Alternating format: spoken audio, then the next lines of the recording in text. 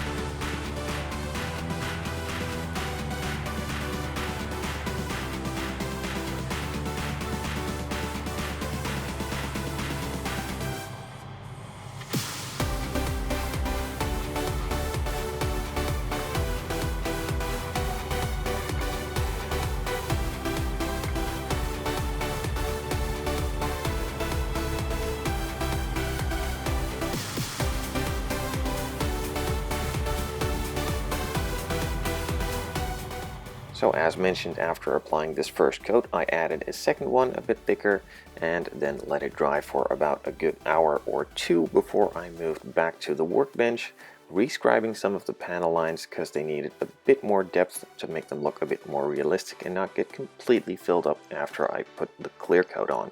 So I scribed all the panel lines again and moved on to fixing a couple of mistakes or uneven spots that were left after all of the modifications I did.